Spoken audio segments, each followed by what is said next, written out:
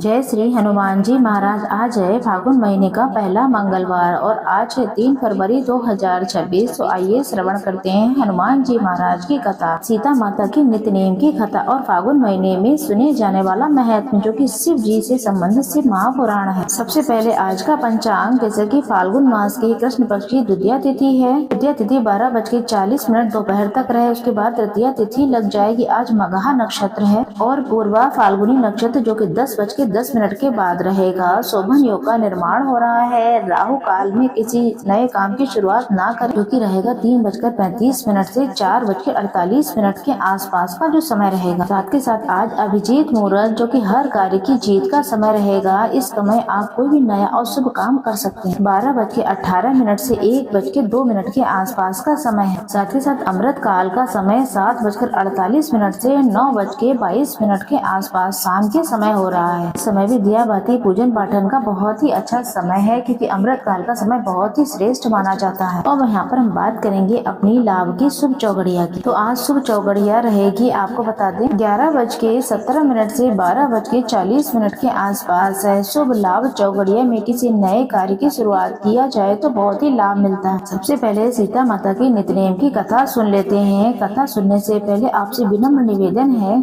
तो हमारे चैनल को सब्सक्राइब करके वीडियो को लाइक और शेयर करना बिल्कुल न भूलें। कथा के अनुसार सीता माता इस कहानी को कहती थी और भगवान श्री रामचंद्र जी इस कहानी को सुना करते थे। एक दिन भगवान राम को कहीं बाहर जाना था, तो सीता माता कहने लगी कि प्रभु, अब मेरा तो 12 वर्ष का नित्य नेम है, आप बाहर चले जाएंगे तो मैं अपनी कहानी किसे सुनाऊंगी। तब श्री रामचंद्र जी ने कहा, तुम कुएं के पाल के पास बैठ जाना, वहाँ पर जो औरतें पानी भरने आती हैं उन्हें अपनी कथा सुना देना। सीता माता कुएं के पास जाकर बैठ गई। एक स्त्री आई, उसने रेशम की जरी की साड़ी पहन रखी थी और सोने का घड़ा ले रखा था। सीता माता उसे कहती हैं कि बहन, मेरे 12 वर्ष का नित्य नेम का कथा सुन लो। तब वह स्त्री बोली, अगर मैं तुम्हारा नित्य नेम सुनूंगी तो मुझे घर जाने में देरी हो जाएगी और मेरी सास मुझसे लड़ेगी। उसने कहानी नहीं सुनी और वो वापस आ गई। उसकी रेशम जरी साड़ी फट गई और सोने का घड़ा मिट्टी में बदल गया। सास ने पूछा, ये किसका दोष लेकर आई है? बहू ने कहा, कुएं पर एक औरत बैठी थी, उसने कहानी सुनने को कहा, लेकिन मैंने उसकी कहानी नहीं सुनी, जिस कारण मुझे यह फल मिला। बहू की बात सुनने के बाद अगले दिन वही साड़ी और वही घड़ा लेकर सास कुएं के पास बैठ गई। माता सीता पहले ही वहाँ पर बैठी हुई थी। तब सीता माता ने कहा, बहन मेरी कहानी सुन लो। सास बोली, एक बार छोड़, मैं तो 4 बार आपकी कहानी सुन लूंगी। तब सीता माता कहने लगी, राम आए, लक्ष्मण आए, देश के पुजारी आए, नित्य नेम का नेम लाए, आओ राम बैठो राम, तपती रसोई जीमो राम, माखन मिश्री खाओ राम, दूध बतासा पियो राम, सूत के पलका मोठो राम, साल दुसाला ओढ़ो राम, साल दुसाला ओढ़ो राम, जब बोलो तब राम ही राम, राम संवारे सबके काम, खाली भर भंडार भरेंगे, सबका बेड़ा पार करेंगे, जय श्री राम जय श्री राम। सास बोली, कहानी तो बहुत अच्छी थी। कहानी सुनकर सास घर चली गई और उसकी रेशम जड़ी साड़ी जो है ठीक हो गई और मिट्टी का घड़ा सोने में बदल गया। बहू कहने लगी, सासू माँ, ये सब आपने कैसे किया? सास ने कहा, बहू तो दोष लगाकर आई थी, मैं अपना वो दोष उतार कर आई हूँ। बहू ने पूछा, वो कुएं वाली स्त्री कौन है? तो सास बोली, वो तो साक्षात सीता माता थी, वो पुराने को नया कर देती है, खाली घरों में भंडार भर देती है, वह लक्ष्मी जी का वास घर में करा देती है, आदमी की जो भी इच्छा मनोकामना होती है वो पूरी कर देती है। बहू बोली, ऐसी कहानी मुझे भी सुना दो। तो सास बोली, ठीक है, तुम भी सुनो। फिर क्या था, सास ने कहानी कहना शुरू किया। सास ने कहा, राम आए, लक्ष्मण आए, देश के पुजारी आए, नित्य नेम का नेम लाए, आओ राम बैठो राम, तपी रसोई जीमो राम, माखन मिश्री खाओ राम, दूध बतासा पियो राम, सूत के पलका मोठो राम, साल दुसाला ओढ़ो राम, साल दुसाला ओढ़ो राम, जब बोलो तब राम ही राम, राम संवारे सबके काम, खाली भर भंडार भरेंगे, सबका बेड़ा पार करेंगे, जय श्री राम जय जय राम। कहानी सुनकर बहू बोली, कहानी तो बहुत ही अच्छी है। सास ने कहा, इस कहानी को रोज कहा करेंगे। सास बहू अब सुबह जल्दी उठती, नहाती धोती, पूजा पाठ के बाद नित्य काम से निवृत्त सीता माता की फिर कहानी कहती। एक दिन उनके यहाँ एक पड़ोसन आई कि बहन जरा सी आँच देना। वह बोली आँच तो अभी हमने जलाई ही नहीं है। तब पड़ोसन ने कहा तुम सुबह 4 बजे से उठकर क्या कर रही थी? उन्होंने कहा कि सुबह उठकर हम पूजा पाठ करते हैं, फिर सीता माता की नित्यनेम की कहानी कहते हैं। पड़ोसन ने उनकी बात सुनकर फिर से कहा कि सीता माता की कहानी से क्या मिलता? वह बोली इस कहानी को कहने से घर में भंडार भर जाते हैं और सारे काम सिद्ध हो जाते हैं, मन की इच्छाएं पूरी हो जाती हैं। पड़ोसन कहने लगी बहन ऐसी कहानी मुझे भी सुना दो। बोली ठीक है तुम भी इस कहानी को सुन लो। वो बोली राम आए, लक्ष्मण आए, देश के पुजारी आए, नित्यनेम का कथा आओ राम बैठो राम। सारी कहानी सुनने के बाद पड़ोसन कहने लगी कहानी तो बहुत अच्छी लगी। अब पड़ोसन भी नित्यनेम की सीता माता की कहानी कहने लगी। कहानी कहने से सीता माता ने पड़ोसन के घर में भी भंडार भर दी। अब तो पूरे मोहल्ले में कहानी नित्यनेम की खूब चल पड़ी। हर किसी की मनोकामना पूरी होने लगी। हे सीता माता जैसे आपने उनके भंडार भरे वैसे ही आप हमारे भी भंडार भर देना, कहानी सुनने वाले की भी और कहने वाले की भी। बोलिए सीता माता की जय। श्री रामचंद्र भगवान की जय।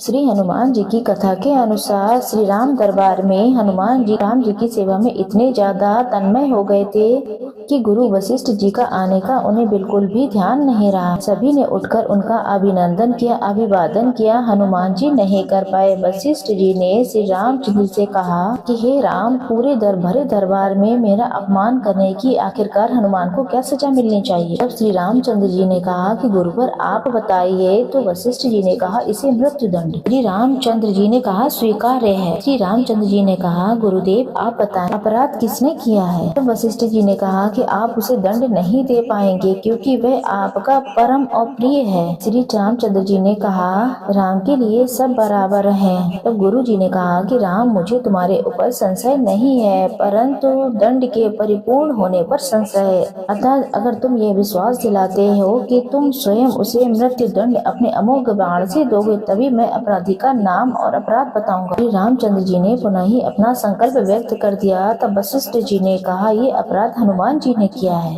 हनुमान जी ने भी स्वीकार कर लिया। तब दरबार में रामचंद्र जी ने घोषणा की कि कल शाम के समय सरयू के तट पर हनुमान जी को स्वयं मैं अपने अमोघ बाण से मृत्यु दंड दूंगा। हनुमान जी घर जाने के बाद उदासी की अवस्था में माता अंजनी के सामने खड़े हुए माता देखकर चकित रह गयी कि मेरा लाल महावीर अतुलित बलधामी ज्ञान का भंडार आज इस अवस्था में क्यों है? माता ने बार बार पूछा। जब हनुमान जी चुप रहे तो माता ने अपने दूध का वास्ता देकर पूछा। तब हनुमान जी ने कहा ये प्रकरण मुझसे अनजाने में हो गया है। कहते हैं कि माता आप सब जानती हैं कि हनुमान जी को इस संपूर्ण ब्रह्मांड में कोई नहीं मार सकता, लेकिन भगवान श्री राम के अमोघ बाण से कोई बच भी नहीं सकता है। तब माता ने कहा हनुमान मैंने भगवान शंकर से राम नाम मंत्र लिया है और मैंने तुम्हें भी जन्म के साथ ही मैंने गुड्डी पिलाई। इसके प्रताप से तुमने बचपन में ही सूर्य को तुमने फल समझकर मुख में ले लिया था। उसी राम नाम के होते हुए हनुमान कोई भी तुम्हें कुछ नहीं कर सकता, तुम्हारा बाल भी बांका नहीं कर सकता, भले ही चाहे वो श्री रामचंद्र ही क्यों ना हो। श्री राम की शक्ति के सामने श्री राम नाम की शक्ति और अमोघ बाण की शक्तियाँ महत्वहीन हो जाएंगी। जाओ मेरे लाल अभी से सरयू के तट पर जाकर के खूब नाम का उच्चारण करो। माता का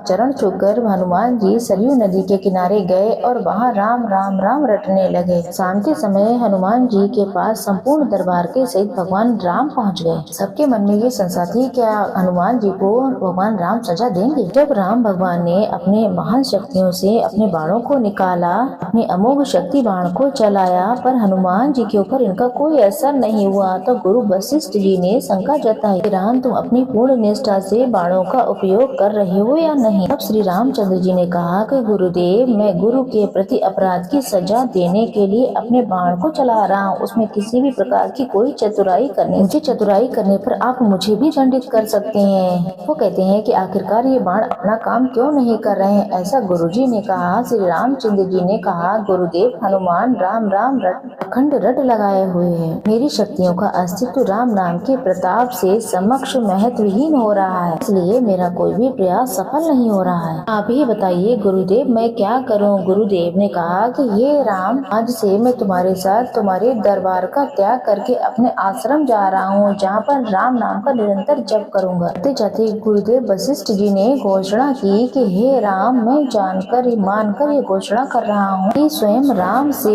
राम का नाम बड़ा है। राम नाम महा अमोघ शक्ति का सागर है। जो कोई जपेगा, लिखेगा, मनन करेगा, उसकी सारी लोक कामनाएं पूर्ण होते हुए मोक्ष को प्राप्त करेगा। मैंने सारे मंत्रों की शक्ति को, राम नाम की शक्ति को न्यूनतम पाया है। तभी से राम से बड़ा राम का नाम कहा जाता है। वो पत्थर भी तैर जाते हैं जिस पर श्री रामचंद्र जी लिखा होता है। तो बोलिए श्री रामचंद्र भगवान की जय, हनुमान जी महाराज की जय। आप सभी कमेंट बॉक्स में भगवान राम का हनुमान जी के सुंदर दिन पर जरूर लिखें, जिससे आपके सामने कुछ ऐसा चमत्कार हो जाए आपके जीवन में। आज एक और सुनते हैं मंगलवार व्रत कथा। मंगलवार हनुमान जी की कथा के अनुसार महादेव के 11वें रुद्र अवतार माने जाते हैं हनुमान जी महाराज, जिनकी पूजा करने से सभी कामनाएं सिद्ध हो जाती हैं। सुख, संपत्ति और मंगल का व्रत रखना शुभ और श्रेष्ठ कर होता है और सभी कामनाओं की सिद्धि के लिए होता है। मंगलवार व्रत कथा के अनुसार प्राचीन समय की बात है। किसी नगर में एक ब्राह्मण दंपति रहते थे। उनके कोई संतान न होने के कारण वो बहुत दुखी रहा करते थे। हर मंगलवार को वे ब्राह्मण हनुमान जी की पूजा करने के लिए वन में जाया करते थे। वे पूजा करके बजरंग बली से एक पुत्र की कामना करता था। उसकी पत्नी भी पुत्र प्राप्ति का व्रत करती थी। मंगलवार के दिन